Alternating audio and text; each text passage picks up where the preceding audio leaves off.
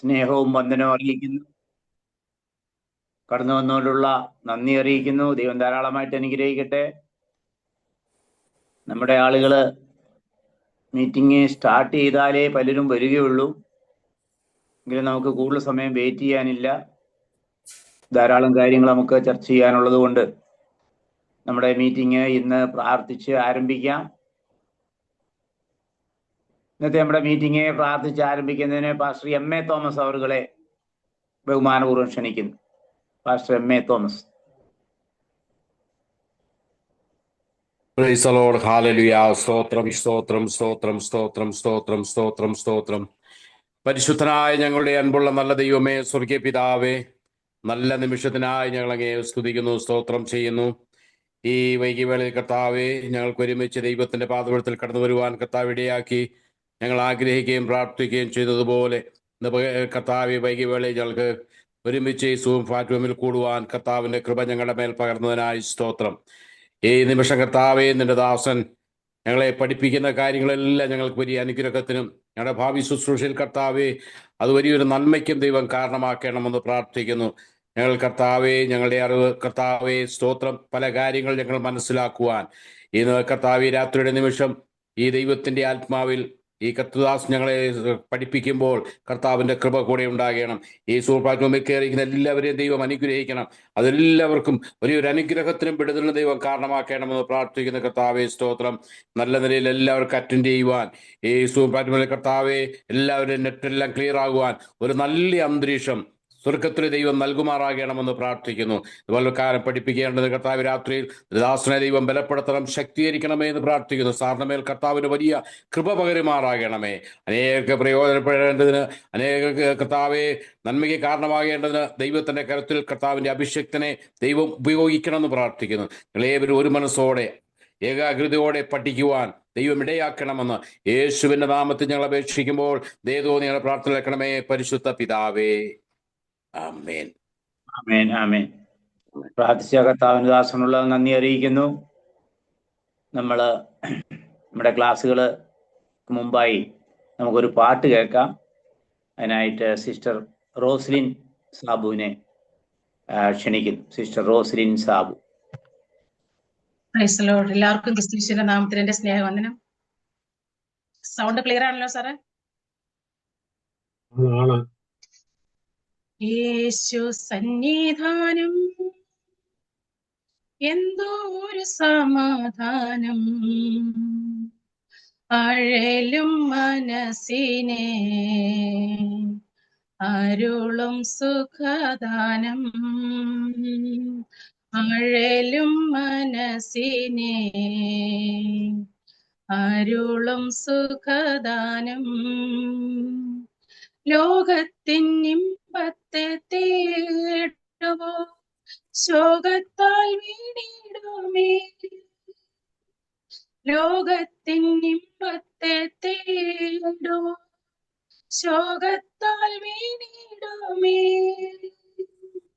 ക്രിസ്തുവിൻ സന്നിധി ചേർന്നിടുന്നു എന്നും അത്യാനന്ദമേ. യേശു സന്നിധാനം എന്തോ ഒരു സമാധാനം, അഴലും മനസ്സിനെ അരുളും സുഖദാനം. വേദനയേറുന്ന നേരവും സോദരന്മാരും, വേദനയേറുന്ന നേരം സോദരന്മാരും,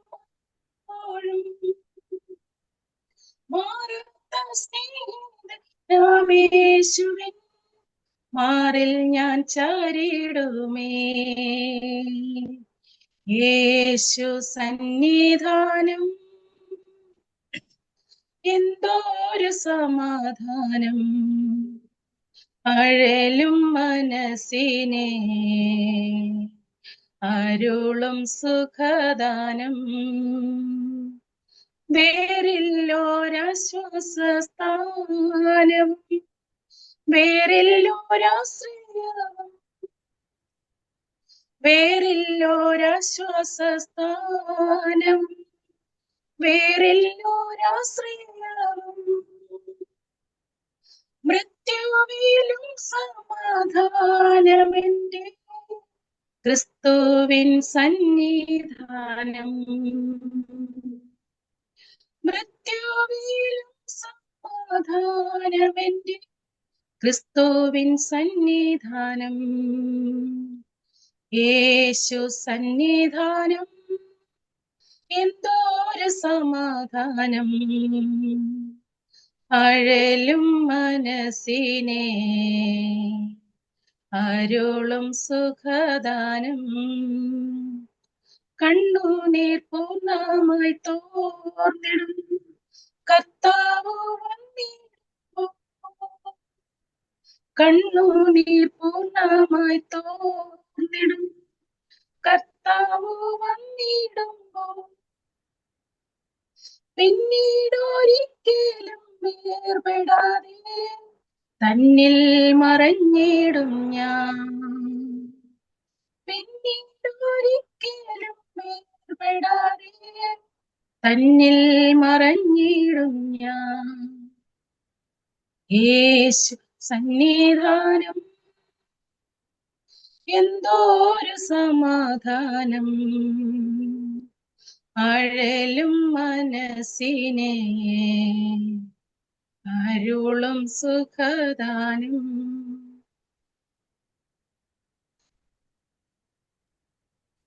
പ്രൈസ് ദി ലോർഡ്. മനോഹരമായ ഗാനം പാടിയ സിസ്റ്ററിനെ ദൈവം ധാരാളമായിട്ട് അനുഗ്രഹിക്കട്ടെ എന്ന് ആശംസിക്കുകയും പ്രാർത്ഥിക്കുകയും ചെയ്യുന്നു. നമ്മൾ ക്ലാസ്സിലേക്ക് പ്രവേശിക്കുന്നതിന് മുമ്പ് ഒന്ന് രണ്ട് അനൗൺസ്മെന്റ് ഉണ്ട്. ഈ ആഴ്ചയിലെ വിവിധ ദിവസങ്ങളിലായി പ്രിയ ഡോക്ടർ തോമസ് സാറ് വിവിധ ഭാഷകളിൽ മെന്റൽ ഹെൽത്ത് എന്ന വിഷയം എടുക്കുന്നതാണ്.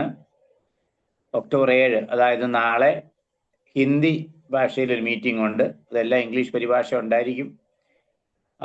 ഒക്ടോബർ 10 ഒറിയ ഭാഷയിലാണ്. ഇതേ ലിങ്കിൽ തന്നെയാണ് ഇതെല്ലാം നടക്കുന്നത്. പിന്നെ പ്രത്യേകമായിട്ട് എല്ലാവരും ഓർത്തിരിക്കേണ്ട അടുത്ത തിങ്കളാഴ്ചത്തെ നമ്മുടെ ക്ലാസ് അതൊരു സ്പെഷ്യൽ ക്ലാസ് ആണ്. അത് നമ്മുടെ ഈ ക്ലാസ്സിലുള്ളവർക്ക് മാത്രമല്ല, നിങ്ങളുടെ പ്രിയപ്പെട്ടവരെയും കൂടെ ആ ക്ലാസ്സിനെ ക്ഷണിക്കാവുന്നതാണ്. ഈ ലിങ്ക് കൊടുത്ത് നിങ്ങളുടെ എല്ലാ പ്രിയപ്പെട്ടവരെയും അതിനെ ക്ഷണിക്കാവുന്നതാണ്. ഡോക്ടർ തോമസ് ക്ലാസ് പ്രത്യേകമായിട്ട് എടുക്കുന്നതാണ്. മാനസികാരോഗ്യം എന്ന വിഷയത്തിന്റെ ബോധവൽക്കരണമാണ് ഉദ്ദേശിക്കുന്നത്. അപ്പൊ അടുത്ത തിങ്കളാഴ്ച ഇതേ സമയത്ത് വൈകിട്ട് 8:30 നമ്മുടെ ക്ലാസ് പ്രത്യേക ക്ലാസ് ആയിരിക്കും. എല്ലാ പ്രിയപ്പെട്ടവരും പങ്കെടുക്കണമെന്ന് പ്രത്യേകം ഓർമ്മിപ്പിക്കുന്നു. അതിന്റെ പോസ്റ്റർ ഉണ്ടാക്കിയ ഉടനെ തന്നെ നമ്മുടെ ഗ്രൂപ്പിൽ നമ്മൾ ഇടുന്നതാണ് എന്ന കാര്യം പ്രത്യേകം ഓർപ്പിക്കുന്നു. ഓക്കെ, ഇനി സമയം മറ്റു കാര്യങ്ങൾക്കായിട്ട് എടുക്കുന്നില്ല. ദൈവം ധാരാളമായിട്ട് അനുഗ്രഹിക്കട്ടെ. എല്ലാവരെയും ഒരിക്കൽ കൂടി ഓർമ്മിപ്പിക്കുന്ന കാര്യം, നിങ്ങൾ കഴിയുന്നത്ര നേരത്തെ ക്ലാസ്സിന് പങ്കെടുക്കും. ഒരു 5 മിനിറ്റ് നേരത്തെങ്കിലും ഒക്കെ വന്നാൽ എല്ലാവർക്കും അതിൽ അത്രയും കൂടുതൽ കാര്യങ്ങൾ നമുക്ക് ഉൾക്കൊള്ളാൻ കഴിയും. സാറിന്റെ സമയം എന്ന് പറയുന്നത് നമുക്കറിയാലോ, അമേരിക്കയിലൊക്കെ ഒരു മണിക്കൂറിന് വെച്ച് മിനിറ്റിന് വെച്ച് വിലയുള്ളതാണ്. ആ സമയം നമുക്ക് ലഭിക്കുമ്പോൾ നമ്മൾ അത് ഉപയോഗിക്കണമല്ലോ. ഞാൻ നീട്ടിക്കൊണ്ടു പോകുന്നില്ല. വളരെ ബഹുമാനപൂർവ്വം ഡോക്ടർ തോമസ് സാറിനെ ക്ലാസ് എടുക്കുന്നതിന് വേണ്ടി ക്ഷണിച്ചുകൊള്ളു. വളരെ നന്ദി ജോസഫ് സാറെ.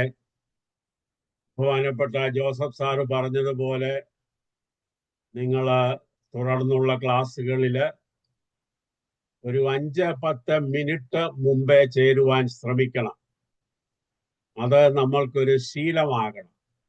പിന്നെ വലിയ തിരക്കുള്ളവരാണെങ്കിൽ ശരി, മനസ്സിലാകും. ഇന്നലെ വൈകിട്ട് ഞാൻ ഒരു ക്ലാസ് കഴിഞ്ഞതേ ഉള്ളൂ.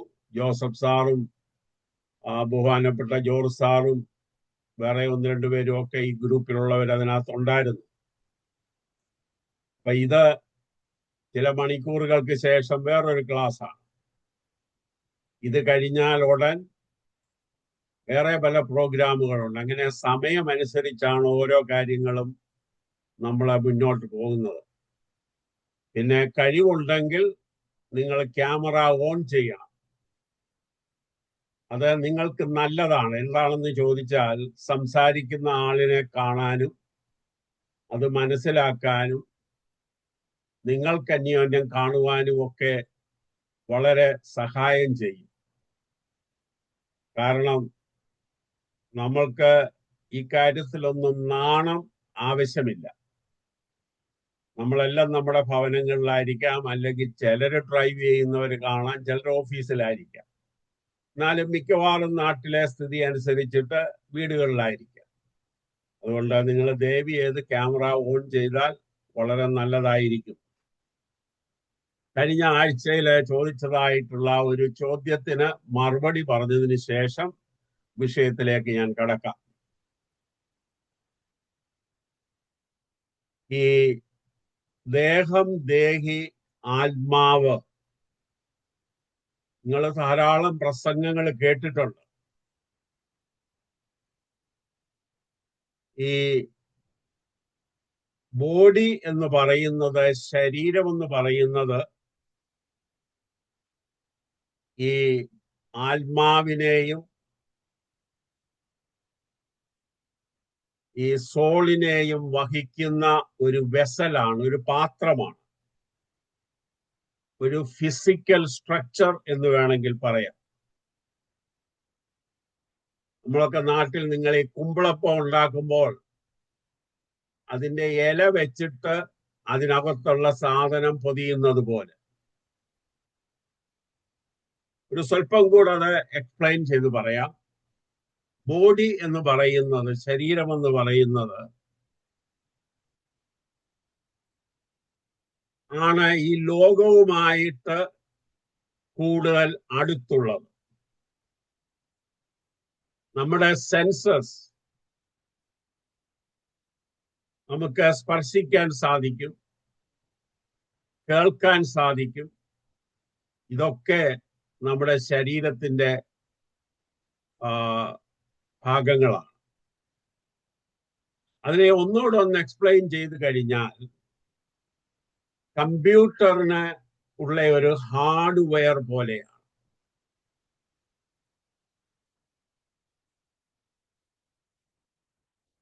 അതിന്റെ സ്വഭാവം മനുഷ്യന്റെ വെളിയിലുള്ള ഒരു ഭാഗം. സോൾ എന്ന് പറയുന്നത് ആണ് ഡിസിഷൻ മേക്കിങ്ങിന് നമ്മളെ സഹായിക്കുന്നത്. നമ്മളുടെ മനസ്സ് അതിന്റെ ഒരു ഭാഗമാണ്. നമ്മുടെ ഇച്ഛാശക്തി അതിന്റെ ഒരു ഭാഗമാണ്. മൈൻഡ്, വില്ല്, പിന്നെ വികാരങ്ങൾ അതിന്റെ ഒരു ഭാഗങ്ങളാണ്. ഇതിലാണ് നമ്മുടെ വ്യക്തിത്വം അടങ്ങിയിരിക്കുന്നത്.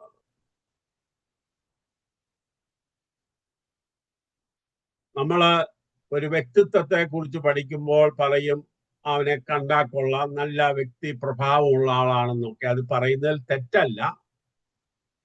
എന്നാലും അവന്റെ ഉള്ളാണ് അവനെ വെളിയിൽ കാണിക്കുന്നത്. ഉദാഹരണമായിട്ട്, നല്ലപോലെ ട്രസ്റ്റ് ചെയ്യുന്ന ഒരു വ്യക്തിക്ക് ഒരു നല്ല പേഴ്സണാലിറ്റി ഉണ്ടെന്ന് നമ്മൾ പറയാറുണ്ട്.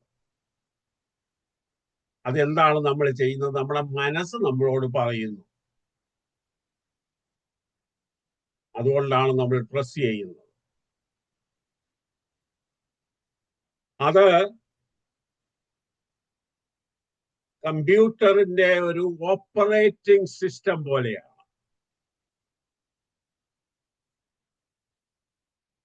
അല്ലെങ്കിൽ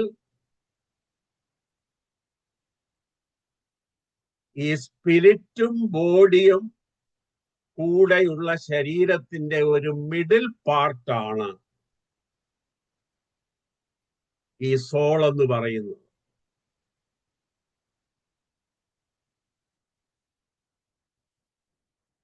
വേണമെങ്കിൽ അതെ, എല്ലാത്തിനെയും നിയന്ത്രിക്കുന്ന ഒരു ഭാഗമെന്ന് വേണമെങ്കിലും പറയാം. അതാണ് ഓപ്പറേറ്റിംഗ് സിസ്റ്റം. പിന്നെ സ്പിരിറ്റ് എന്ന് പറയുന്നത് ഒരു വ്യക്തിയെ ദൈവവുമായിട്ട് ഒരു ശക്തിയുമായിട്ട് ബന്ധിപ്പിക്കുന്ന ഘടകമാണ്. അതാണ് ദൈവവുമായിട്ട് കമ്മ്യൂണിക്കേറ്റ് ചെയ്യുന്നത്. നമ്മൾക്കറിയാവുന്ന ഭാഷയിൽ പറഞ്ഞാൽ ഒരു വൈഫൈയുടെ പ്രവർത്തനം പോലാണ്. കാരണം വൈഫൈ ഉണ്ടെങ്കിലേ പ്രവർത്തിക്കാനൊക്കത്തുള്ളൂ. നമ്മുടെ ഉള്ളിന്റെ ഉള്ളിലുള്ള ഒരു ഭാഗമാണ്. അപ്പൊ ഈ 3 ഭാഗവും നമുക്ക് ആവശ്യമാണ്.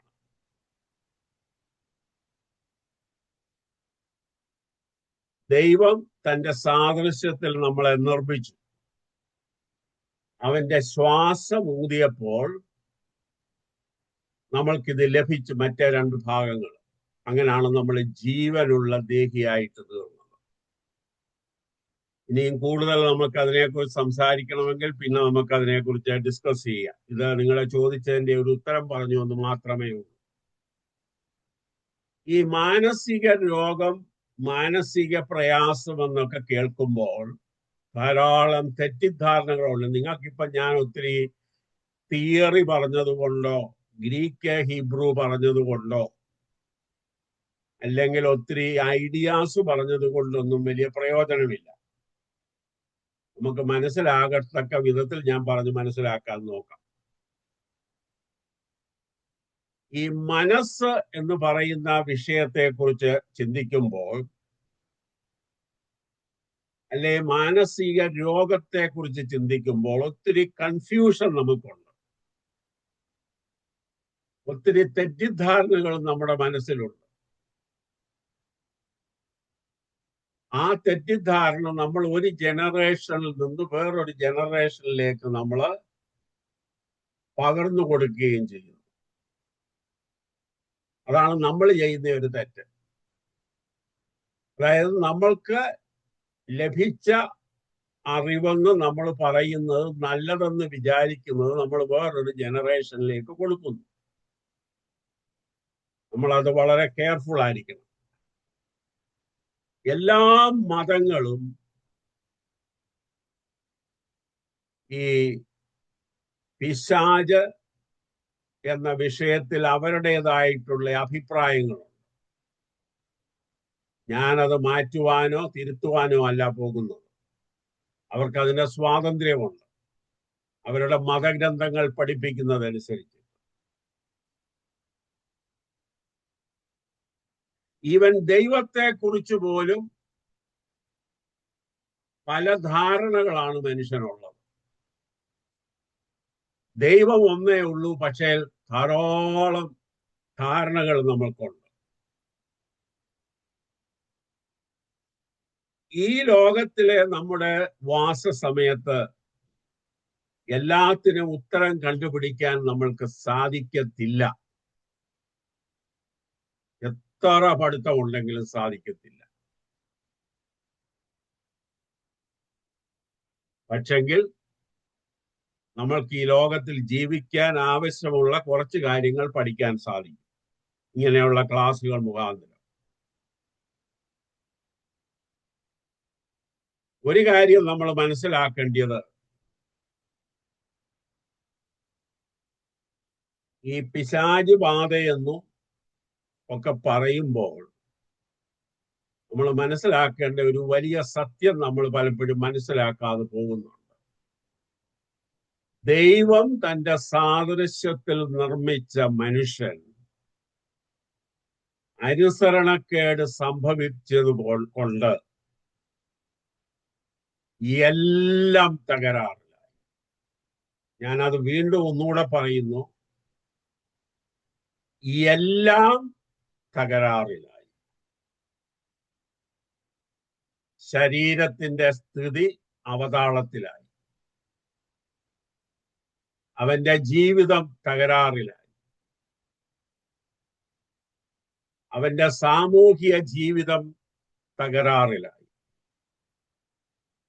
ലോകത്തിന്റെ അവസ്ഥ തകരാറിലായി. ഞാൻ ചിലപ്പോ ഇവിടെ പറഞ്ഞു കാണുമല്ലേ, ഞാൻ ഒന്നുകൂടെ ഒന്ന് പറയാം.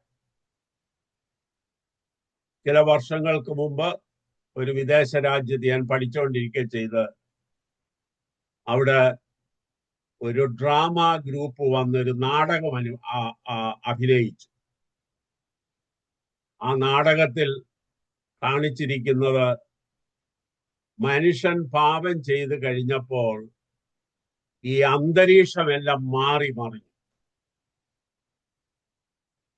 ഇടിയും മിന്നലും, മരങ്ങൾ ചാഞ്ഞു മറിയുന്നു, മൃഗങ്ങൾ തമ്മിൽ ഫൈറ്റ് ചെയ്യാൻ തുടങ്ങുന്നു.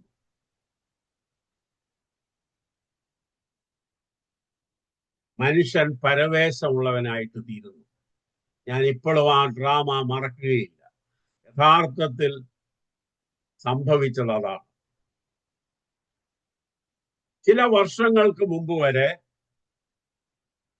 ഈ മാനസിക രോഗം അന്നും ഉണ്ട്, ഇന്നും ഉണ്ട്. പഴയ നിയമത്തിലുമുണ്ട്, പുതിയ നിയമത്തിലുമുണ്ട്. പക്ഷെ അന്ന് മാനസിക രോഗത്തെയൊക്കെ കണ്ടിരുന്നത് നമ്മുടെ ബോഡിയുമായിട്ടുള്ള ബന്ധത്തിലാണ്.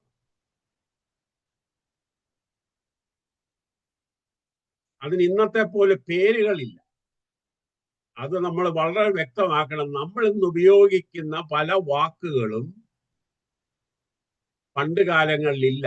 ആ പണ്ട് കാലങ്ങളിൽ ഇല്ലാത്തത് കൊണ്ട് എന്താ കുഴപ്പമെന്ന് ചോദിച്ചാൽ, നമ്മൾ ഇന്നത്തെ മനസ്സിലാക്കിയ ഭാഷയിൽ അതിനെ പരിഭാഷപ്പെടുത്താൻ നോക്കുമ്പോൾ നമ്മൾ ആകെ കൺഫ്യൂഷൻ ആവും.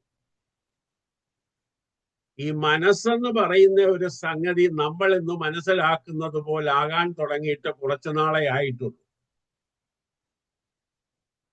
പിന്നെ മാനസിക രോഗം എന്നുള്ള ഒരു ചിന്ത പോലും കുറച്ച് വർഷങ്ങളെ ആയിട്ടുള്ളൂ. ഞാനത് ഒന്ന് വ്യക്തമായിട്ട് പറഞ്ഞു തരാം. ചില വർഷങ്ങൾക്ക് മുമ്പ്, ഞാൻ മുമ്പ് ചിലപ്പോൾ എടുത്ത ക്ലാസ്സിലൊക്കെ പറഞ്ഞു കാണും,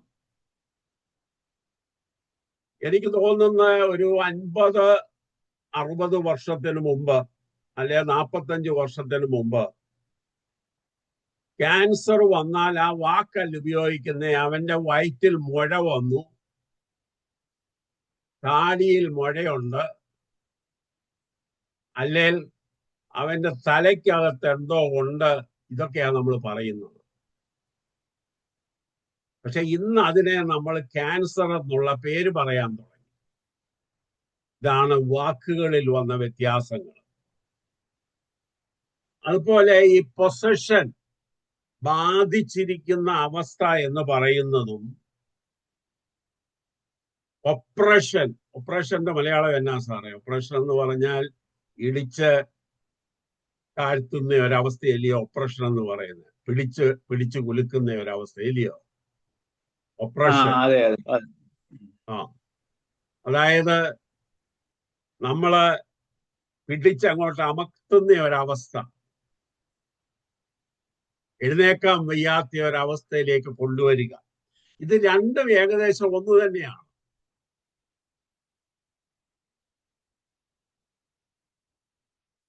ഐസയ പ്രവാചകന്റെ പുസ്തകം 61-ാം അധ്യായം, ലൂക്കോസിന്റെ സുവിശേഷം 4-ാം അധ്യായം 18 യേശു പറയുന്നുണ്ട്,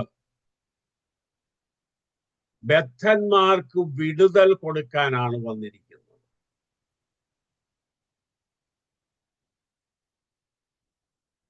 ആ വിടുതൽ എന്ന് പറയുന്നത് യഹൂദന്മാരുടെ ചരിത്രത്തിൽ അന്നും അറിയപ്പെടുന്നത് ദൈവമല്ലാത്തത്, നന്മയല്ലാത്തതെല്ലാം ഈവിളാണ്, സ്പിരിച്വൽ, ഈവിൾ സ്പിരിറ്റാണ്. അപ്പൊ എല്ലാ സംഗതിയും നന്മ അല്ലെങ്കിൽ തിന്മയല്ല, എവിടെ നിന്നുള്ളതാണ്? ഈവിൾ സ്പിരിറ്റിൽ നിന്നുള്ളതാണ്. അതുകൊണ്ടാണ് എന്ത് വന്നാലും പിശാച് ബാധിച്ചെന്ന് പറയുന്ന ഒരവസ്ഥയിലേക്ക് നമ്മൾ വന്നത്. പിന്നെ ഞാൻ തുടക്കത്തിൽ നിങ്ങളോട് പറഞ്ഞു, എല്ലാത്തിൻ്റെയും കാരണം പാപമാണ്.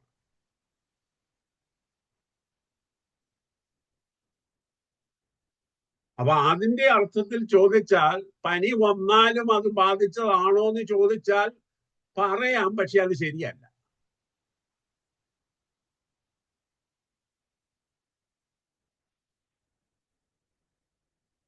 പിന്നെ ഞാൻ കഴിഞ്ഞ ആഴ്ച നിങ്ങളോട് പറഞ്ഞു, ഫിസിക്കൽ, മെന്റൽ, ഇമോഷണൽ, സ്പിരിച്വൽ ആവശ്യങ്ങൾ നമുക്കുണ്ട്.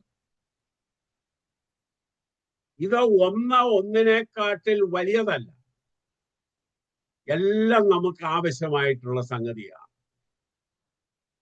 പിന്നെ ദൈവമാണ് ഉയർന്നെന്ന് പറയുന്നതിൽ കുഴപ്പമില്ല. നമ്മൾ ദൈവത്തെക്കുറിച്ചല്ല ഇത് പറയുന്നത്, നമ്മൾ ഇന്ന് കാണുന്ന നമ്മുടെ അവസ്ഥയെക്കുറിച്ചാണ്. അപ്പൊ ഈ 4 ആവശ്യങ്ങളും ഒരുപോലുള്ളതാണ്. കാരണം വേദോസ്തവത്തിലൊരു വാക്യമുണ്ട്, ദൈവത്തിന്റെ ആത്മാവ് വസിക്കുന്ന നമ്മുടെ ശരീരത്തെ എന്തോ ചെയ്യണമെന്ന് നമ്മൾ പറഞ്ഞേക്കുന്നത്, നമ്മൾ സൂക്ഷിക്കണം. കാരണം ആത്മാവ് വസിക്കുന്നത് എവിടെ? നമ്മുടെ ശരീരത്തിലാണ്. പിന്നെ യേശു വന്നത് എന്തിനാണെന്ന് ചോദിച്ചാൽ രക്ഷ കൊടുക്കാനാണ് വന്നത്. ആ സത്യം നമ്മൾ മറന്നു പോകില്ല. യേശുവിന്റെ ഉദ്ദേശം രക്ഷ കൊടുക്കുക, അല്ലാതെ കപ്പൽ ഉണ്ടാക്കുകയല്ല, അല്ലെ മനുഷ്യനെ ചന്ദ്രനിൽ വിടുകയല്ല വന്നത്. മനുഷ്യന്റെ ആത്മാവിന് ഈ ഒപ്രഷനായിട്ടുള്ള അടയ്ക്കപ്പെട്ട അമർത്തപ്പെട്ട അവസ്ഥയിൽ നിന്ന് അവൻ ഒരു വിടുതൽ കൊടുക്കുക എന്ന് വന്നിരിക്കുന്നത്. അല്ലെങ്കിൽ ബന്ധിക്കപ്പെട്ട ഒരു വ്യക്തിക്ക് വിടുതൽ കൊടുക്കുക. അത് തന്നെയാണ് യെശയ്യാ പ്രവാചകന്റെ 61-ലും ലൂക്കോസിന്റെ സുവിശേഷം 4:18 പറഞ്ഞിരിക്കുന്നത്. പിന്നെ ഞാൻ വേറൊരു കാര്യം കൂടെ പറയാം. ഈ വാക്കുകളുടെ വ്യത്യാസത്തെ കുറിച്ചാണ് പറയുന്നത്. ഞാൻ ക്രിസ്തു നിമിത്തം സകലവും ഛേദമെന്ന് എണ്ണുന്നു, അല്ലെങ്കിൽ ചപ്പും ചവറുമെന്ന് എണ്ണുന്നു. അത് നിങ്ങൾക്ക് അറിയാമല്ല ആ വാക്യം, അല്ലയോ? എന്നാൽ അതേ വാക്കിന് തന്നെ ഹ്യൂമൻ വേസ്റ്റിനും അതേ വാക്ക് ഉപയോഗിക്കുന്നുണ്ട്. അല്ലെങ്കിൽ ഹ്യൂമൻ ഡങ്,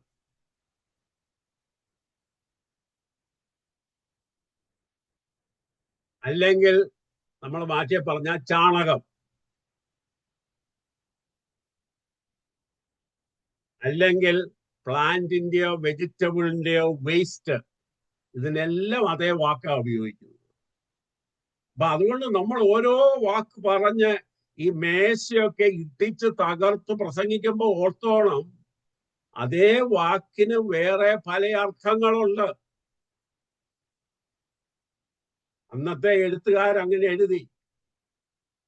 നമ്മൾ അതിനൊന്നും ക്ഷോഭിക്കരുത് വേറൊരർത്ഥത്തിൽ അതിനെ ഇന്റർപ്രറ്റ് ഒരാൾ ചെയ്തു കഴിഞ്ഞാൽ. അപ്പോൾ യേശു വന്നത് രക്ഷ കൊടുക്കാനാണ്. പിന്നെ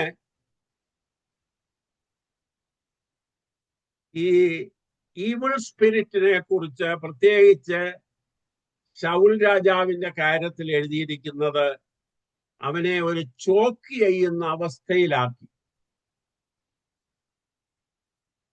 അത് ഇന്നത്തെ ഭാഷയിൽ പറഞ്ഞാൽ മൂഡ് സ്വിംഗ് ആകാം, ബൈപോളർ ആകാം, ഡിപ്രഷൻ ആകാം. അന്ന് ആ വാക്കുകൾ ഇല്ലായിരുന്നു.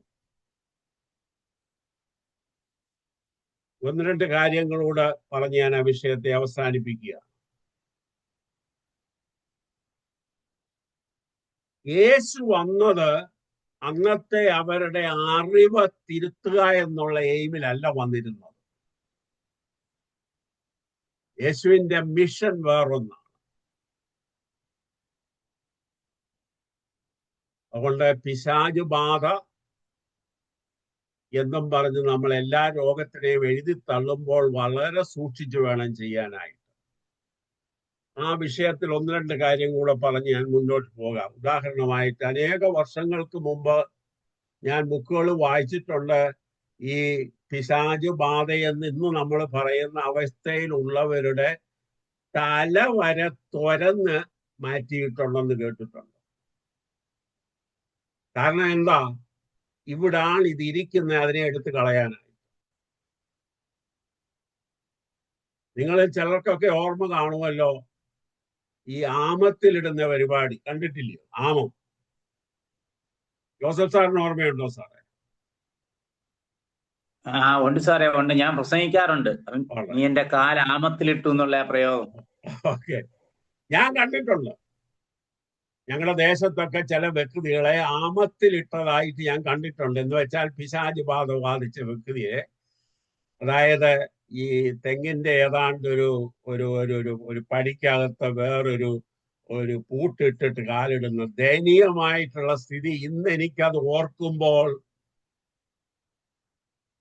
ദേഷ്യമാണോ സങ്കടമാണോ എനിക്കറിയത്തില്ല.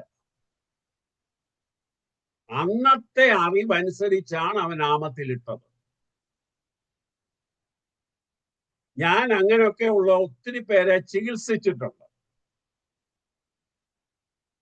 അവരെ ആരെയും നാമത്തിലിടേണ്ട കാര്യം ഉണ്ടായിട്ടില്ല, ചങ്ങലയിലിടുന്ന കാര്യം ഉണ്ടായിട്ടില്ല.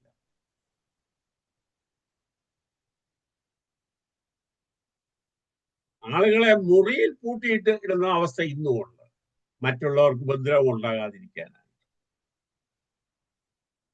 അതുകൊണ്ട് ഒരു കാര്യം നിങ്ങൾ ഇന്ന് പഠിക്കേണ്ടത്, എന്തെങ്കിലും ഒരു പ്രശ്നം കണ്ടാൽ ഉടൻ അത് പിശാച് ബാധയാണെന്നും പറഞ്ഞിട്ട് ബഹളം കാണിക്കുകയും കയ്യടി കാണിക്കുകയും ഘോരഘോരം മേശ കൊണ്ട് തട്ടി അടറുകയും ഒന്നും ചെയ്യരുത്. ഞാനൊരു ഉദാഹരണം പറഞ്ഞ് മറ്റു വിഷയത്തിലേക്ക് കടക്കുക. ചില വർഷങ്ങൾക്ക് മുമ്പ് ഞാൻ നാട്ടിലായിരുന്ന സമയത്ത് ഒരു ദൈവദാസൻ, എനിക്ക് അദ്ദേഹത്തെ അറിയത്തില്ല, പുള്ളി വെള്ളവസ്ത്രമൊക്കെ ധരിച്ചോണ്ട് തന്റെ ഇളയ മോളുമായിട്ട് എൻ്റെ വീട്ടിൽ വന്നു. വളരെ സങ്കടത്തോട് പറഞ്ഞു, സാർ അത്യാവശ്യമായിട്ട് വീട്ടിൽ വരണം. അപ്പൊ ഞാൻ ചോദിച്ചു, എന്നെ അറിയാമോ എന്താണെന്നൊക്കെ ചോദിച്ചാൽ പറഞ്ഞു, സാറിനെ കുറിച്ച് പലരും പറഞ്ഞു, സാറ് നാട്ടിൽ വന്നിട്ടുണ്ടെന്ന് അറിഞ്ഞു, സാർ അത്യാവശ്യം വീട്ടിൽ വരണമെന്ന് പറഞ്ഞു. അപ്പൊ ഞാൻ സാധാരണ അങ്ങനെ വീടുകളിൽ പോകാത്തില്ലാത്തത് കൊണ്ട് ഞാൻ പറഞ്ഞു, അങ്ങനെ ആർക്കെങ്കിലും കാണണമെങ്കിൽ ഇങ്ങോട്ട് വരാൻ പറഞ്ഞു. അവരെ നിർബന്ധിച്ചും കരച്ചിലും കൊണ്ട്, അന്ന് ഒത്തിരി കൂടെ ചെറുപ്പമായിരുന്നു, ഇന്ന് ഞാൻ ചിലപ്പോൾ അങ്ങനെ പോയില്ലെന്ന് വരും. അവര് വന്ന സ്കൂട്ടറിന്റെ പുറകിൽ ഞാനും ഈ മോളും കൂടി ഇരുന്നു. വീട്ടിൽ ചെന്നു. നിങ്ങൾക്ക് മനസ്സിലാകാവുന്ന ഭാഷയിലാണ് ഞാൻ പറയുന്നത്. ഞാൻ ചെന്നപ്പോൾ അദ്ദേഹത്തിന്റെ ഭാര്യ ചെറുപ്പക്കാരത്തിയ, അദ്ദേഹം ഒരു പാസ്റ്ററാണ് ഒരു സഭയിലെ. ഞാന് അവളോട് അല്പസ്വല്പമൊക്കെ പേരെന്താന്നൊക്കെ ചോദിച്ചു. വർത്താനം കുറച്ച് കഴിഞ്ഞപ്പോ അവൾ എൻ്റെ മുമ്പിൽ കൂടെ കട്ടിലിന്റെ അടിയിലോട്ട് പാമ്പ് എഴയുന്നത് പോലെ എഴഞ്ഞു പോവാൻ തുടങ്ങി. എഴഞ്ഞെന്ന് പറഞ്ഞാൽ ഇങ്ങനെ ശരീരമൊക്കെ അനക്കി ഒന്ന് പോവാൻ തുടങ്ങി. ഞാനപ്പം തിരിഞ്ഞു വന്ന് ഈ പാസ്റ്ററോട് പറഞ്ഞു, പാസ്റ്ററെ, ഇവളെ എത്രയും വേഗത്തിൽ ആശുപത്രി കൊണ്ടുപോകണം. അപ്പം പറഞ്ഞു, സാറേ, 2-3 വർഷമായിട്ട് ഞങ്ങള് പിശാചിനെ ഇളക്കുന്നവരെ പലരെ കൊണ്ടുവന്നു, പാട്ടുപാടി ഉപവാസമെടുത്തു, പ്രാർത്ഥിച്ചു. ഇവളൊന്നും കഴിക്കത്തില്ല. പിന്നെ ചിലപ്പോൾ ഈ അയ്യപ്പന്മാരുടെ കെട്ടുന്ന പോലൊക്കെ കെട്ടിക്കൊണ്ടിങ്ങനെ റോഡിൽ കൂടെ നടക്കും. അപ്പൊ ഞാൻ ചോദിച്ചു, നിങ്ങൾ എന്നാ ഇവളെ ആശുപത്രി കൊണ്ടുപോകാഞ്ഞ്? അത് സാറേ, ഇത് പിശാച് ബാധിച്ചത്. ചുരുക്കം പറഞ്ഞാൽ ഞാൻ അദ്ദേഹത്തിനെയും കൂട്ടിക്കൊണ്ട് അവിടെയുള്ള ഒരു മാർത്തോമായിലെ അച്ഛന്റെ അടുക്ക വന്നു. എനിക്കറിയാവുന്ന അച്ഛനോട് പറഞ്ഞു, വേറൊരു ഡോക്ടറുടെ ഫോൺ നമ്പർ വാങ്ങിച്ചു ഞങ്ങൾ വിളിച്ചു. കാരണം ഒരു സൈക്യാട്രിസ്റ്റിന്റെ മകൻ എൻ്റെ കൂടെ അന്ന് കുറച്ചുനാൾ മുമ്പ് ജോലി ചെയ്ത ഒരു പരിചയം കൊണ്ട് നാട്ടിലൊരു ആശുപത്രിയിൽ പിറ്റേ ദിവസം രാവിലെ ഇവളെ അഡ്മിറ്റ് ചെയ്യാൻ ഞാൻ ക്രമീകരിച്ചു. 2 ആഴ്ച അവള് അവിടെ ആശുപത്രിയിൽ അഡ്മിറ്റായി സുഖം പ്രാപിച്ച് തിരിച്ചു വന്നു. അടുത്ത പ്രാവശ്യം ഞാൻ നാട്ടിൽ ചെന്നപ്പോ എന്നെ വീട്ടിൽ കൊണ്ടുപോയി. അവള് നല്ലൊരു ആഹാരമൊക്കെ ഉണ്ടാക്കി തന്നു. പാസ്റ്റർ പറഞ്ഞ് ഇപ്പോൾ അവള് തുണിയൊക്കെ അലക്കുന്നുണ്ട്. അത് കഴിഞ്ഞ് വർഷങ്ങൾ ഞാനുമായിട്ടുള്ള ബന്ധത്തിലൊക്കെ അവരിരുന്നു. നിങ്ങൾക്ക് മനസ്സിലാകുന്ന ഭാഷയിലാണ് ഞാൻ പറഞ്ഞത്. അനേക വർഷങ്ങൾ പിശാച് ബാധിച്ചു എന്ന് കണ്ട് തള്ളിക്കളഞ്ഞ ഒരു വ്യക്തി അവൾക്ക് കൊടുക്കേണ്ട ചികിത്സ ലഭിച്ചപ്പോൾ അവൾക്ക് വ്യത്യാസങ്ങളുണ്ടായി. പ്രാർത്ഥിക്കുന്നതിന് ഞാൻ വിരോധിയല്ല. പക്ഷെ ഒരു കാര്യം ഞാൻ പറഞ്ഞു, ഇവൾ ആശുപത്രിയിൽ നിന്ന് തിരിച്ചു വന്നാലും കുറച്ച് നാളത്തേക്ക് വലിയ ബഹളങ്ങളും തമ്പേറടിയും കയ്യടി ഉള്ളത്തൊന്നും അവളെ കൊണ്ടുപോകരുതെന്ന് പറഞ്ഞു. അവരത് കേട്ടു. ഇന്ന് അവള് നല്ല രീതിയിൽ ജീവിക്കുന്നു. അനേക വർഷങ്ങൾക്ക് മുമ്പ് നടന്നതാണ്. അപ്പോൾ വളരെ സൂക്ഷിച്ചു വേണം നമ്മൾ ഇക്കാര്യങ്ങൾ കൈകാര്യം ചെയ്യുവാനായിട്ട്. പിന്നെ ഞാൻ കഴിഞ്ഞ ആഴ്ചയിൽ നിങ്ങളോട് ചോദിച്ച ഒരു ചോദ്യമുണ്ട്. ഈ മനസ്സ് പുതുക്കി രൂപാന്തരപ്പെടുക എന്ന് പറഞ്ഞാൽ എന്താണ് നമ്മൾ മനസ്സിലാക്കുന്നത്? പ്രത്യേകിച്ച് നിങ്ങളെല്ലാവരും ഉപയോഗിക്കുന്ന ഒരു വാക്കാണ് മനസ്സ് പുതുക്കി രൂപാന്തരപ്പെടുക. മേശയിലൊക്കെ അടിച്ച് തകർത്ത് നമ്മൾ പറയാറുണ്ട്. അതെന്താണ്? ഞാൻ നിങ്ങൾക്കൊരു 2 മിനിറ്റ് തരാം. നിങ്ങളുടെ അറിവ് എന്നാന്നൊന്ന് പറഞ്ഞു തരാം. നിങ്ങൾ അൺമ്യൂട്ട് ചെയ്ത് നിങ്ങളങ്ങ് പറഞ്ഞു. മനസ്സ് പുതുക്കി രൂപാന്തരപ്പെടുക.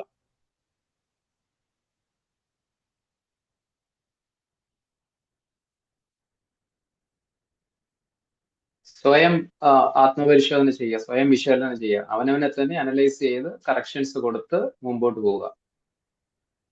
സാറ് ഇന്നലെ കഴിഞ്ഞ ക്ലാസ് പഠിപ്പിച്ച ആ 4 മേഖല, ഇൻക്ലൂഡിങ് 4 മേഖല എല്ലാം അനലൈസ് ചെയ്ത് മുമ്പോട്ട് പോവുക. മനസ്സ് പുതുക്കുക എന്ന് പറയുന്നു. ഓക്കെ, ശരി, വളരെ നന്ദി. വേറെ ആർക്കെങ്കിലും ഉണ്ടോ? ചിന്തകൾക്ക് മാറ്റം വരുത്തുക, നല്ല ചിന്തകൾ കൊടുക്കുക.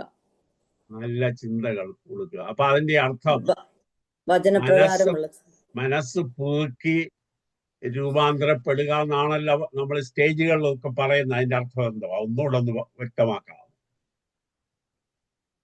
Renewal of thought based on the word of God.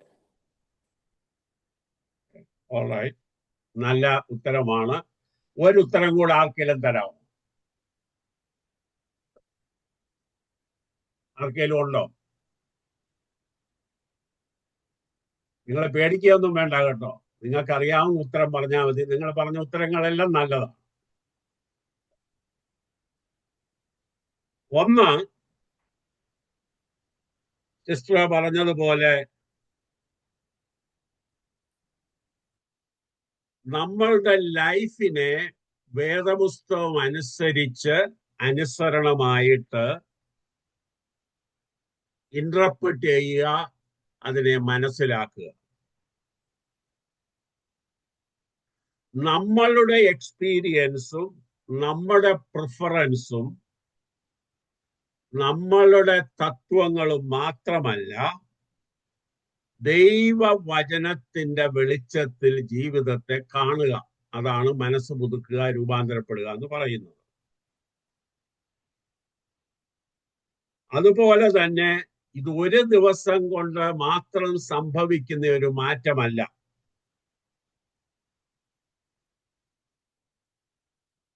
നമ്മളുടെ ചിന്തകൾ ദൈവിക ചിന്തയുമായിട്ട് അനുരൂപപ്പെട്ട് കൊണ്ടുപോകുക. അതിനെ ഇംഗ്ലീഷിൽ പറയും മൈൻഡ് ഓഫ് ക്രൈസ്റ്റ് എന്ന് പറയും. തെറ്റായിട്ടുള്ള ധാരണയെ നല്ല രീതിയിൽ, ഉദാഹരണമായിട്ട് പറഞ്ഞു കഴിഞ്ഞാൽ, പകയും വിദ്വേഷവും കൊണ്ട് നമ്മൾ ഒരാളെ നശിപ്പിക്കാൻ പോകുന്നതിന് പകരം അതിനൊരു വിരാമമിട്ട് മുന്നോട്ട് പോവുക. ഇതാണ് മനസ്സ് മാറുക എന്ന് പറയുന്നത്. ദൈവത്തിന്റെ പ്രേരണ കൊണ്ട്, ദൈവ ആത്മാവിന്റെ പ്രേരണ കൊണ്ട് നമ്മുടെ മനസ്സിന് മാറ്റമുണ്ടായി പുതിയ ജീവൻ പ്രാപിക്കുകയാണ്. പക്ഷെ നിർഭാഗ്യവശാൽ ഇന്ന് രക്ഷിക്കപ്പെട്ടുവെന്നും മനസ്സ് പുതുക്കിയെന്നും പറയുന്ന അനേക വ്യക്തികളുടെ മനസ്സ് പുതിയതായിട്ട് വന്നിട്ടില്ല. മുറിക്കയ്യൽ ഉടുപ്പിട്ടവൻ നീളമുള്ള കൈയുള്ള ഉടുപ്പിടാൻ തുടങ്ങി. ശരിയാണ്. കൊമ്പൻ മീശയുള്ളവൻ ചെറിയ മീശയുള്ളവനായി. പക്ഷെ മനസ്സിന് മാറ്റം വന്നിട്ടില്ല. മനസ്സിന് മാറ്റം എന്ന് പറഞ്ഞാൽ നമ്മുടെ ചിന്തകൾ മാറണം. ആ ചിന്തയ്ക്കുള്ള മാറ്റത്തിനാണ് മനസ്സ് പുതുക്കുക എന്ന് പറയുന്നത്.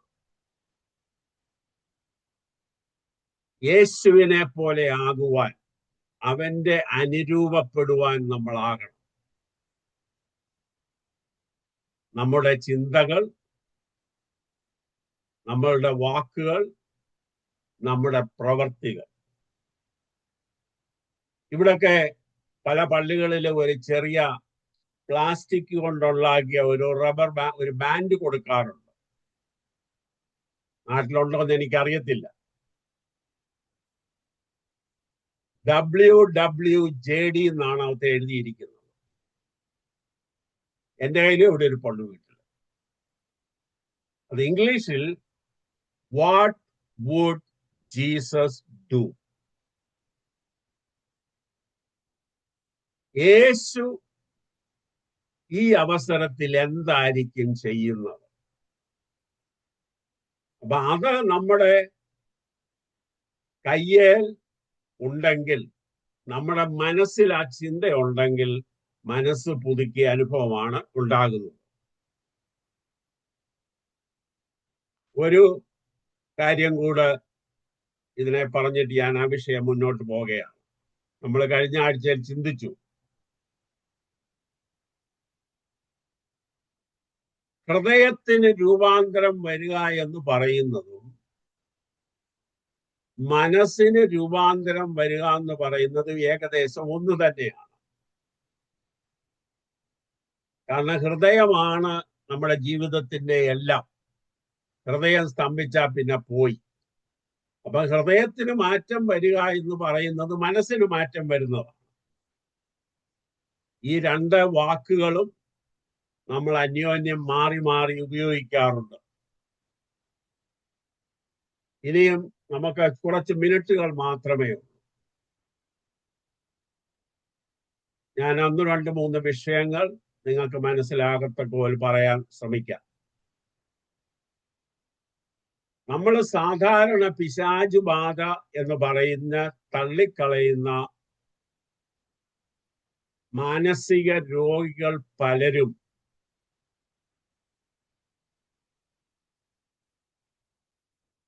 നമ്മളിൽ നിന്നുള്ള നിന്ദ്യമായ പെരുമാറ്റത്തിന് അവർ അർഹരല്ല.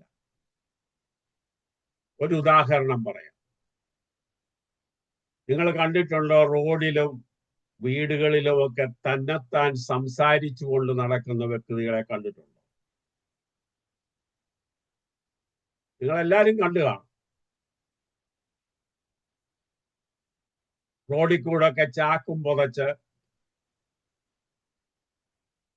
ചിലപ്പോഴൊക്കെ മറ്റുള്ളവരെ ഉപദ്രവിച്ച് മുഷിഞ്ഞ വസ്ത്രം ധരിച്ച് നടക്കുന്നവര്, അവരെ കേൾക്കാത്തതായിട്ടുള്ള ശബ്ദം കേൾക്കും, കാണാത്തതായിട്ടുള്ള കാഴ്ചകൾ അവർ കാണും. അപ്പൊ നമ്മൾ സാധാരണ പറയുന്നത് എന്നാ, അത് ബാധിച്ച വ്യക്തിയാണ്. ദയവ് ചെയ്ത് ഇന്ന് മുതൽ നിങ്ങൾ അത് പറയരുത്.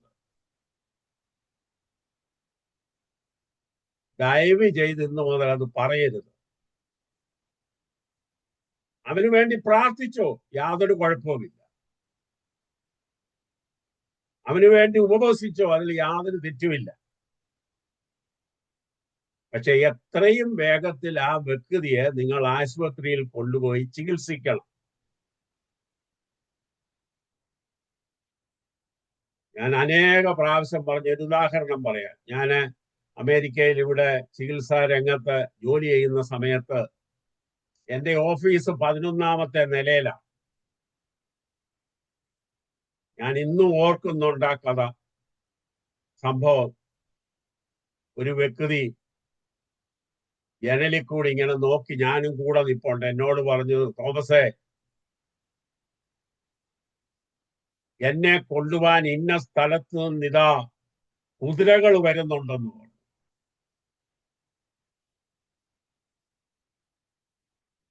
ഞാനും ഇല്ലെന്ന് പറഞ്ഞാൽ തല്ല് ഉറപ്പാണ് എനിക്ക്.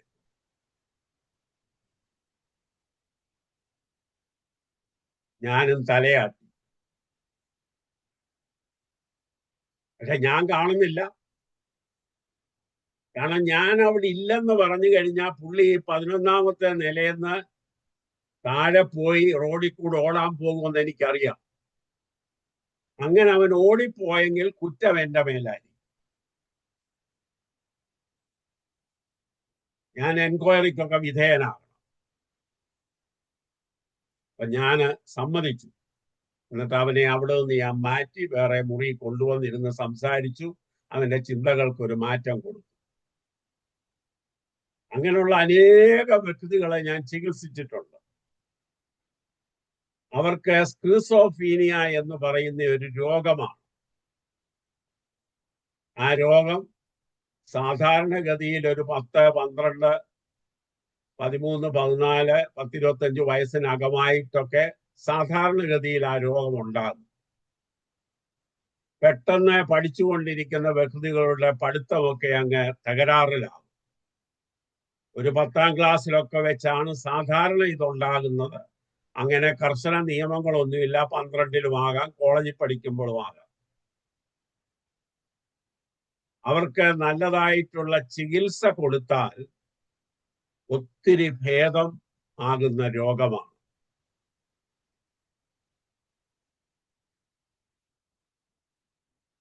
ഞാൻ ഒരിക്കല് ഇങ്ങനെയുള്ള ഒരു വ്യക്തിയെ കൊണ്ട് റാന്നിയിൽ ഒരു ചർച്ചയിൽ ചെന്നു. അപ്പൊ ചെന്ന് കഴിഞ്ഞപ്പം ഈ വ്യക്തി അവിടെ നിന്ന് ഇറങ്ങി ഓടി. ഉടനെ അവിടുത്തെ ഒരു നേതാവ് പറഞ്ഞു, ഈ കഴിഞ്ഞ ഒരാഴ്ച ഞങ്ങൾ ഉപവാസം എടുത്തതിന്റെ ഫലമാണ് പിശാച് പോവുകയാണെന്ന് പറഞ്ഞു.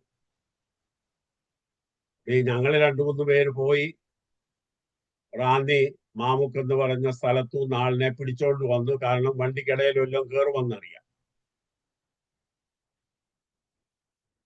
പക്ഷെ ഇന്ന് ആ വ്യക്തി സുബോധമുള്ള വ്യക്തിയായിട്ട് ജീവിക്കുന്നു.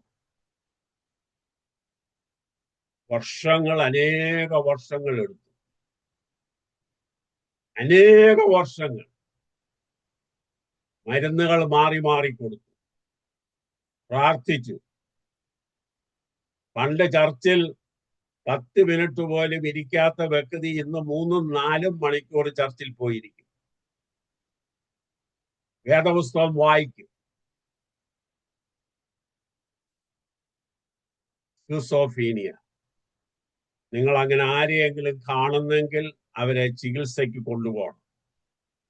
പ്രാർത്ഥിക്കാം, ഉപവസിക്കാം. അതിലൊന്നും ഞാൻ വിരോധിയല്ല.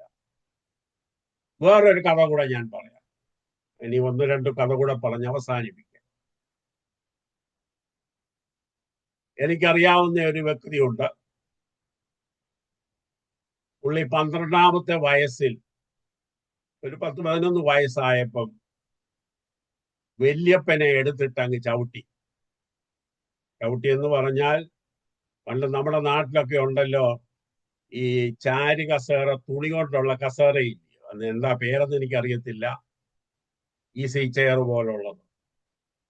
അതിന്റെ ഒരു ചൂരൽ കമ്പ് എടുത്തിട്ട് വല്യപ്പനെ അടിച്ചു. അന്ന് ഞാൻ കേട്ടു, അവരെല്ലാം ചിരിച്ചു. കാരണം ചെറുക്കൻ മിടുക്കനാ, അവൻ ആരോഗ്യമുണ്ട്. എല്ലാരും കൂടെ കൈകൊട്ടി ചിരിച്ചു.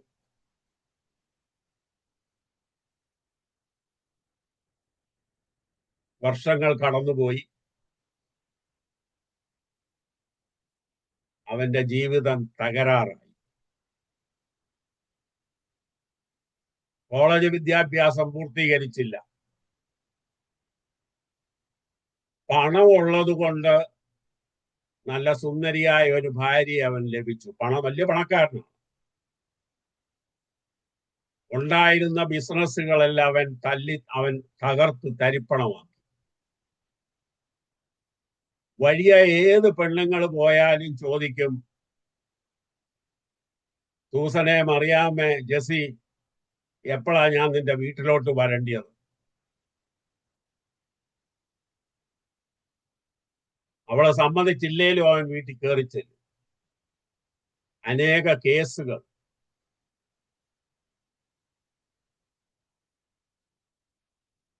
കുടുംബം പോയി, ഭാര്യയെ ഉപേക്ഷിച്ചിട്ട് പോയി,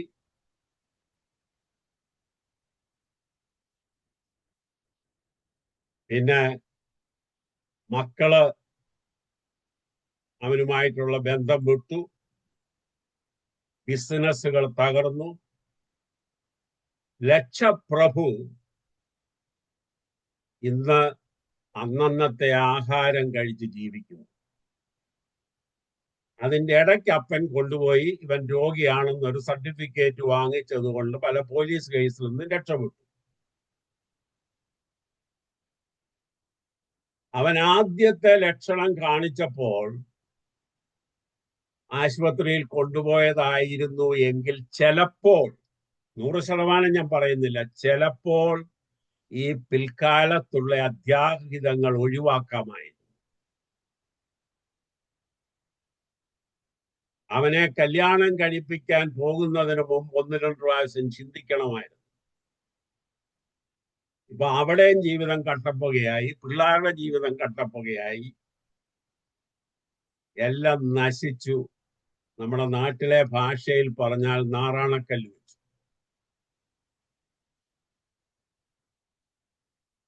അവന് ബൈപോളർ എന്ന് പറയുന്ന ഒരു രോഗമുണ്ട്.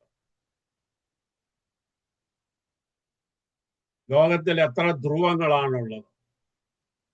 ദക്ഷിണ ധ്രുവം, ഉത്തര ധ്രുവം. ഇവന്റെ മനസ്സ് മാറി മറിഞ്ഞുകൊണ്ടിരിക്കുകയാണ്. ചിലപ്പോ ഇന്ന് എന്നെ കണ്ട ഉടനെ പറയും, അച്ചായ സന്തോഷമാണോ എന്ന് ചോദിക്കും. കാരണം എനിക്ക് വന്ന് ഞാനാണ് അവനേക്കാൾ ഇച്ചിരി മൂത്തത്. ചിലപ്പോ നാളെ കണ്ട അവൻ ചോദിക്കും, കായും മായും കൂട്ടിയുള്ള തെറി വിളിച്ചോണ്ട് ചോദിക്കും, നീ ആരാടാന്ന്.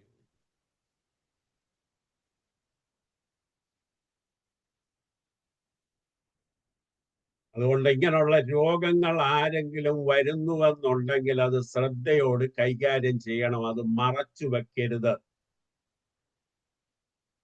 കല്യാണം കഴിപ്പിക്കുകയല്ല അതിന് ഉത്തരം. കല്യാണം കഴിപ്പിച്ചാൽ എന്റെ പ്രോബ്ലം ഞാൻ വേറൊരു കുടുംബത്തിന് കൈമാറുകയാണ്, ചതിവിക്കൂട്. നമ്മുടെ നാട്ടിലൊക്കെ ഇങ്ങനെ ഒത്തിരി ചതിവ് നടക്കുന്നു. 1985 മുതൽ ഈ ഫീൽഡിലുള്ള വ്യക്തി ആയതുകൊണ്ട് പറയാം, ദയവ് ചെയ്ത് നമ്മളുടെ ഒരു പ്രോബ്ലം വേറൊരാൾക്ക് കൈമാറാൻ പോകരുത്. അത് തെറ്റാണ്, അത് പാപമാണ്. അത് പാസ്റ്റർമാരും ചെയ്യല്ല, സഭാജനങ്ങളും ചെയ്യല്ല, ഉപദേശിമാരും ചെയ്യല്ല, അയൽവക്കക്കാരും ചെയ്യരുത്, മാതാപിതാക്കന്മാരും ചെയ്യരുത്. വേറെ 1-2 കഥ കൂടെ ഞാൻ പറയാം. ചില വർഷങ്ങൾക്ക് മുമ്പായിട്ട് എൻ്റെ ഒരു കൂട്ടുകാരൻ, പുള്ളിയുടെ ഭാര്യ മരിച്ചതാണ്, ഒരു കല്യാണം ആലോചിച്ചു. ബൈബിൾ സ്കൂളിൽ പഠിപ്പിക്കുന്ന ഒരു ടീച്ചറാണ് കുടുംബത്തിലെ ഒരാള്. റെക്കമെൻഡ് ചെയ്തു, നാട്ടുകാര് പറഞ്ഞു, പാസ്റ്റർമാര് പറഞ്ഞു, എല്ലാരും പറഞ്ഞു. എനിക്കറിയാവുന്ന വ്യക്തിയെ കല്യാണവും കഴിച്ചു. കല്യാണം കഴിച്ച് വീട്ടിൽ വന്നപ്പോഴാണ് യഥാർത്ഥത്തിൽ ഇവിടെ തനി രൂപം കാണുന്നു.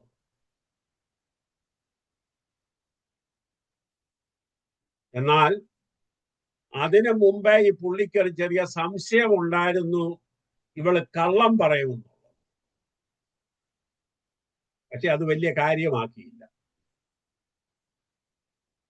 കാരണം കള്ളം പറഞ്ഞാലും അത് ശരിയാണെന്ന് അവതരിപ്പിക്കാൻ ഒരു കഴിവുണ്ട്. ഒടുവിൽ ചുരുക്കത്തിൽ പറഞ്ഞാൽ ഞാനും എൻ്റെ കൂട്ടുകാരനും കൂടെ ഇവളെ ഒരു ഗൈനക്കോളജിസ്റ്റിന്റെ അടുക്ക കൊണ്ടുപോയി.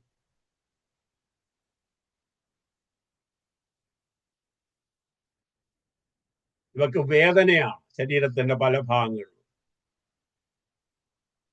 ഒരു ഗൈനക്കോളജിസ്റ്റ് രഹസ്യമായിട്ട് എന്നെ വിളിച്ചിട്ട് പറഞ്ഞു, ഡോക്ടർ തോമസ്, ഇത് എന്റെ കേസല്ല, ഡോക്ടറിന്റെ കേസാന്ന് പറഞ്ഞു.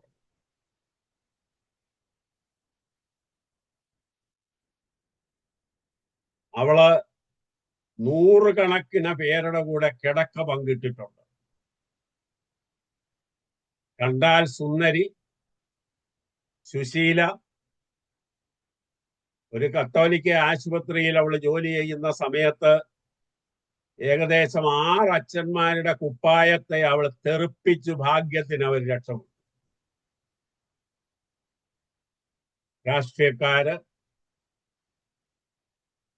ഞാൻ അനേക വർഷങ്ങൾ ഇതിനെക്കുറിച്ച് റിസർച്ച് നടത്തി അനേക രാജ്യങ്ങൾ പോയി സത്യാവസ്ഥകൾ മനസ്സിലാക്കി വീട്ടുകാരോട് ബന്ധപ്പെട്ടു. 10-12 വയസ്സ് മുതൽ ഇവക്ക് ആണുങ്ങളോട് വളരെ അഭിനിവേശമാണ്, ആഗ്രഹമാണ്. അനേക കുടുംബങ്ങൾ തകർത്തു, അനേക കുടുംബങ്ങൾ. പക്ഷെ ഇന്ന് കണ്ടാലും പല ഭർത്താക്കന്മാര് ആഗ്രഹിക്കും അവളെ എൻ്റെ ഭാര്യയായിട്ട് കിട്ടിയാൽ നല്ലതാണെന്ന്. കാരണം അതുപോലെ സുന്ദരിയാണ്, നല്ല സ്വഭാവമാണ്, നമ്മളോട് ഇടപെടുന്നത്. പക്ഷേ വലിയ ഒരു മാനസിക രോഗിയാണ്.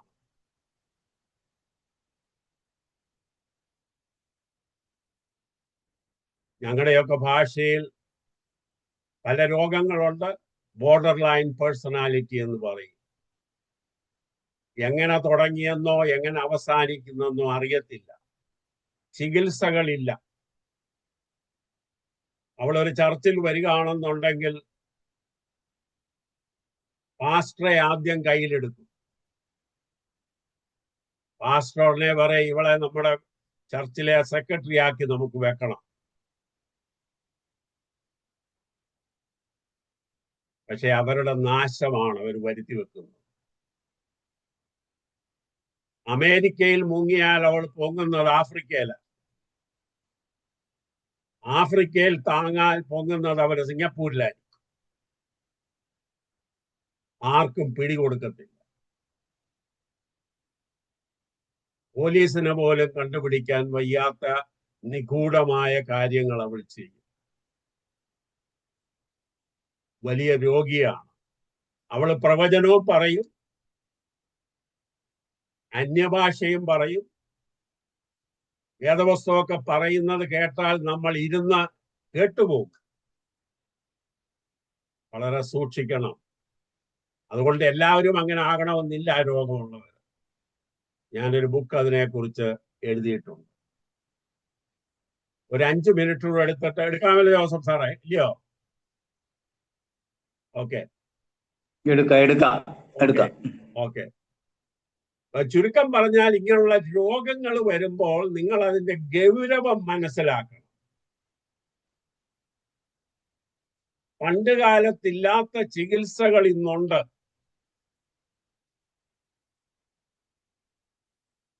ആത്മഹത്യ ചെയ്യുന്ന അനേക വ്യക്തികൾ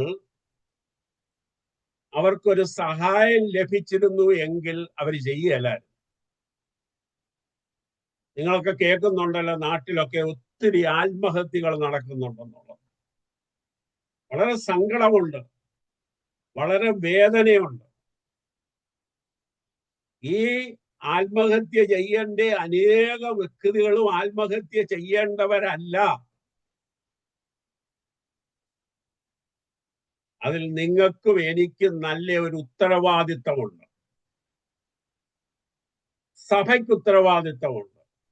നാട്ടുകാർക്ക് ഉത്തരവാദിത്വമുണ്ട്, ഗവൺമെന്റിന് ഉത്തരവാദിത്വമുണ്ട്. ഒരു വിഷയം കൂടെ പറഞ്ഞ് ഞാൻ അവസാനിപ്പിക്കുകയാണ്. അനേകർ ഈ നിരാശ എന്ന് പറയുന്ന ഒരു വിഷയത്തിൽ വളരെ കൺഫ്യൂസ്ഡ് ആണ്. ഡിപ്രഷൻ എന്ന് പറഞ്ഞു കഴിഞ്ഞാൽ ഇരുത്തലുണ്ടാകുക. അതായത് ഇങ്ങനെ നേരെ ഇരിക്കുന്ന കയ്യ് ഒരു ബലം നമ്മൾ ഈ കൈ കൊണ്ട് കൊടുത്താൽ ആ കൈ അങ്ങ് താണുപോകും. അതാണ് ഡിപ്രഷൻ എന്ന് പറയുന്നത്.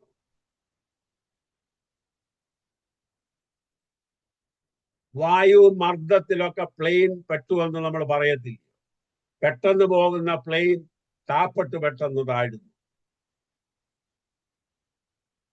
പിന്നെ അതിന് എഞ്ചിൻ ഉള്ളത് കൊണ്ട് അത് മേപ്പെട്ടു വരും. നമ്മുടെ മനുഷ്യ ജീവിതത്തിൽ ഡിപ്രഷൻ ധാരാളം ഉണ്ടാകും. അത് ചില ഡിപ്രഷൻ കൗൺസിലിംഗ് കൊണ്ട് മാറാം, ചില ഡിപ്രഷൻ ദീർഘനാളുകൾ കൗൺസിലിംഗ് വേണ്ടി വരും, ചില ഡിപ്രഷന് മരുന്ന് വേണ്ടി വരും, ചില ഡിപ്രഷന് ചികിത്സകൾ പല വിധത്തിലുള്ള സൈക്കോതെറപ്പി ഒക്കെ വേണ്ടി വരും. ബഹുമാനപ്പെട്ട ജോസഫ് സാർ കഴിഞ്ഞ ആഴ്ചയിൽ പറഞ്ഞ കഥ നിങ്ങളെ മറന്നു കാണുകയില്ലെന്ന് വിചാരിക്കുന്നു. അങ്ങനെ അനേക കഥകൾ ഞങ്ങൾക്കറിയാം. എന്റെ വാക്കുകൾ നിർത്തുകയാണ്. പിന്നെ സമയം കിട്ടിയാൽ ഇനി ഒരു ക്ലാസ് എന്നേലും നമ്മുടെ ഉത്തരവാദിത്വം എന്താണെന്നുള്ളതിനെ കുറിച്ച് ഞാനൊരു ക്ലാസ് എടുക്കാം. കുറച്ച് മാസങ്ങളോ ആഴ്ചകളോ കഴിഞ്ഞതിന് ശേഷം നമുക്ക് എന്ത് ചെയ്യാൻ സാധിക്കും? നിങ്ങൾക്ക് ചോദ്യങ്ങൾ വല്ലതും ഉണ്ടെങ്കിൽ നിങ്ങൾക്ക് ഇരുന്ന് ചോദിക്കാം. ഞാനൊരു 5-10 മിനിറ്റ് കൂടെ കമ്പ്യൂട്ടറിൽ കാണും. ഇപ്പൊ ഞാൻ എൻ്റെ വാക്കുകളെ അവസാനിപ്പിക്കുന്നു. പ്രാർത്ഥന കഴിഞ്ഞിട്ട് റെക്കോർഡിംഗ് ക്ലോസ് ചെയ്തതിന് ശേഷം നിങ്ങൾക്ക് ചോദ്യങ്ങൾ വല്ലതും ഉണ്ടെങ്കിൽ ചോദിക്കാൻ അവസരങ്ങളുണ്ട്. ഓക്കെ ജോസഫ് സാറേ. ഓക്കെ, സാറിന്റെ ക്ലാസ് നിങ്ങൾക്ക് എല്ലാവർക്കും ബോധ്യമായി. കാര്യങ്ങള് ദീർഘവർഷത്തെ അനുഭവങ്ങളിൽ നിന്ന് ചില കാര്യങ്ങൾ പറഞ്ഞപ്പോൾ നമുക്ക് ചിലതെല്ലാം നമ്മുടെ ധാരണകൾക്ക് മാറ്റം വരുത്തേണ്ടിയിരിക്കുന്നു. മാനസിക രോഗം എന്താണെന്നതിനെ കുറിച്ച് സാർ ഇനിയും ക്ലാസ്സുകൾ എടുക്കും എന്നാണ് എൻ്റെ വിശ്വാസം. സാർ എൻ്റെ ഒരു അരികെ സ്പർശിച്ചിട്ടേ ഉള്ളൂ. വിവിധ തരം മാനസിക രോഗങ്ങൾ, ഗുരുതരമായ മാനസിക പ്രശ്നങ്ങൾ, നമുക്കിതെല്ലാം രോഗമാണ്, അല്ലെങ്കിൽ നമുക്കിതെല്ലാം പിശാചുബാധ. ഒന്നെങ്കിൽ പിശാചുബാധ അല്ലെങ്കിൽ രോഗം. ഇത് തമ്മിലുള്ള വേർതിരിവോ വ്യത്യാസമോ ഒന്നും സാധാരണക്കാരായ നമുക്കറിയത്തില്ല. നമ്മുടെ ചർച്ചകളിലെല്ലാം മൂലമൊക്കെ പല പ്രശ്നങ്ങൾ ഇതുപോലെ ഉണ്ടാകാറുണ്ട്. നമ്മുടെ ധാരണയിൽ മാനസിക രോഗം എന്ന് പറഞ്ഞാൽ ഈ അലഞ്ഞു തിരിയുന്ന ആളുകൾ മാത്രമാണ് മാനസിക രോഗികൾ എന്നാ. എൻ്റെ കൂടെ പഠിപ്പിച്ച ഒരു അധ്യാപകനുണ്ട്, ഫുൾ എപ്പോഴും വെൽ ടിപ്പ് ടോപ്പിൽ ഡ്രസ്സ് ധരിച്ച് അദ്ദേഹം സഞ്ചരിക്കുകയുള്ളൂ. നന്നായി ക്ലാസ് എടുക്കുന്ന ഒരു അധ്യാപകൻ, ഫിസിക്സ് അധ്യാപകനായിരുന്നു. നിങ്ങൾ വിശ്വസിച്ചാലും ഇല്ലെങ്കിലും ശരി, സൂപ്പർ അധ്യാപകനായിരുന്നു സ്കൂളിലെ. പക്ഷെ കടുത്ത മാനസിക രോഗിയാണ്. അപ്പൊ ഇങ്ങനെ ഒത്തിരി കാര്യങ്ങളുണ്ട്, നമുക്ക് അറിയാൻ പറ്റാത്ത ഒത്തിരി കാര്യങ്ങളുണ്ട്. അപ്പോൾ ഞാൻ സാറിനോട് അഭ്യർത്ഥിക്കുകയാണ്, ഒരു ക്ലാസ് കൂടെ എങ്കിലും ഈ വിഷയത്തിൽ എടുക്കണം. അത് ഞങ്ങൾ പിന്നീട് ആലോചിച്ച് നമുക്ക് ആ ഡേറ്റ് പിന്നീട് നമുക്ക് നിശ്ചയിക്കാം. ഇപ്പൊ നമുക്ക് പ്രാർത്ഥിക്കാം. പാസ്റ്റർ പ്രശാന്ത് ഉണ്ടെങ്കിൽ ഇപ്പൊ പ്രാർത്ഥിച്ച് ആശീർവാദം പറയാം. അതിനുശേഷം ചോദ്യങ്ങൾ ചോദിക്കാനുള്ളവർക്ക് ചോദിക്കുകയും ചെയ്യാം. പാസ്റ്റർ പ്രശാന്ത്. വിശുദ്ധ പിതാവേ, കർത്താവേ, നല്ല സ്നേഹത്തിനായ നന്ദിയോടെ കർത്താവിനും സ്തോത്രം ചെയ്യുന്നു. ഒരു പ്രാവശ്യമോടെ കൗൺസിലിംഗ് ക്ലാസ്സായി ഞങ്ങൾക്ക് ഒരുമിച്ച് കൂടുവാൻ കർത്താവ് തന്ന നല്ല സാവകാശനായി നന്ദിയോടെ കർത്താവിനും സ്തോത്രം ചെയ്യുന്നു. കർത്താവെ, മാനസികമായി ബുദ്ധിമുട്ടുള്ളവരെ മനസ്സിലാക്കി തരുവാൻ ഞങ്ങളുടെ വിലപ്പെട്ട ദാസനെ ഇന്ന് രാത്രി സഹായിച്ചതോർത്ത് നന്ദിയോടെ കർത്താവിനും സ്തോത്രം ചെയ്യുന്നു. ഞങ്ങളുടെ ക്രിസ്തീയ ജീവിതത്തിലും ക്രിസ്തീയ ശുശ്രൂഷയിലും മറ്റുള്ളവരെ ശരിയായി മനസ്സിലാക്കി ചികിത്സ കൊടുക്കേണ്ടവർക്ക് ചികിത്സ നൽകുവാനും പ്രാർത്ഥിക്കേണ്ടവർക്ക് വേണ്ടി പ്രാർത്ഥിപ്പാനും കർത്താവ് കൃപ ചെയ്യുന്നതിന് വേണ്ടി ഞങ്ങൾ അങ്ങയോട് പ്രാർത്ഥിക്കും. കർത്താവെ, ഇന്ന് രാത്രി നടമാറ്റമില്ലാത്ത വചനം പഠിക്കുകയും പ്രത്യേകമായി കൗൺസിലിംഗ് ക്ലാസ്സിൽ പങ്കെടുക്കുവാനും കർത്താവ് ഇടയാക്കിയത് ഓർത്ത് നന്ദിയോടെ സ്തോത്രം ചെയ്യും. ഞങ്ങളുടെ ഈ ക്രിസ്തീയ വിശ്വാസ ജീവിതത്തിൽ മനസ്സ് പുതുക്കി രൂപാന്തരപ്പെട്ട് കർത്താവിന് വേണ്ടി ജീവിപ്പാൻ ദൈവം ഞങ്ങളെ സഹായിക്കണം. നശിച്ചു പോകുന്ന അനേക ആത്മാക്കളുണ്ട്. ജീവിതത്തിൽ വളരെയേറെ വേദനകൾ സഹിച്ചും കർത്താവെ അനേക പ്രതിസന്ധികളിൽ കൂടി കടന്നു പോകുന്ന അനേകരുണ്ട്. ആത്മഹത്യയുടെ വക്കിലെത്തി നിൽക്കുന്ന തകർന്ന അനേക കുടുംബങ്ങളുണ്ട്. അവരെ കർത്താവിന് വേണ്ടി നേടുവാനും കർത്താവിന്റെ നാമത്തിന് വേണ്ടി പ്രയോജനമാക്കി തീർക്കുവാനും ഈ തലമുറയിൽ ഞങ്ങൾ ഓരോരുത്തരെയും കർത്താവ് സഹായിക്കുന്നതിന് വേണ്ടി ഞങ്ങൾ നിങ്ങളോട് പ്രാർത്ഥിക്കുന്നു. അതിനുവേണ്ടി ഞങ്ങൾ എല്ലാവരെയും കർത്താവ് സഹായിക്കുന്നു. കർത്താവ് വരാൻ താമസിച്ചാൽ അത്യാവശ്യ ക്ലാസ്സുകൾ ഞങ്ങൾ എളുപ്പമാക്കി തീർക്കണം. എല്ലാ നന്മകളാലും ദൈവം നിരക്കണം. കർത്താവ് ഇന്ന് രാത്രി ക്ലാസ് സംബന്ധിച്ച് എല്ലാവർക്കും സ്തോത്രം. ഞങ്ങൾ എല്ലാവരെയും ഒരുമിച്ച് എഴുതിയേക്കണം. ഞങ്ങളുടെ നാമകപ്പെടണം. യേശു കർത്താവിൻ നാമത്തിൽ വിശ്വസിക്കുന്ന പിതാവേ. കർത്താവിന്റെ പ്രാർത്ഥനകളും യാതനകളും കേട്ടതോർത്ത് സമയങ്ങൾ നന്ദിയോടെ കർത്താവിന് സ്തോത്രം ചെയ്യാം. സ്തോത്രം സ്തോത്രം സ്തോത്രം സ്തോത്രം. കർത്താവായ യേശു ക്രിസ്തുവിന്റെ കൃപയും പിതാവാകുന്ന ദൈവത്തിന്റെ സ്നേഹം പരിശുദ്ധാത്മാവിന്റെ കൂട്ടായ്മയും നടത്തിപ്പും കാവലും നമ്മോടും നാം പ്രാർത്ഥിച്ച എല്ലാ വിഷയങ്ങളോടും ഇന്ന് മുതൽ എന്നേക്കും കർത്താവിന്റെ മേഘോപദേശം ലോകത്തിലുള്ള എല്ലാ വിശുദ്ധന്മാരോടും ഇന്ന് രാത്രി ക്ലാസ് നടത്തിയ പ്രിയ കർത്താവിന്റെ ദാസനോടും തന്റെ കുടുംബത്തോടും ശുശ്രൂഷയോടും കൂടെ എപ്പോഴും കർത്താവിന്റെ സാന്നിധ്യം ഉണ്ടായിരിക്കുമാറാകട്ടെ. ഓക്കെ, പ്രാർത്ഥികർത്താവിന്റെ ദാസനുള്ള നന്ദി അറിയിക്കുന്നു.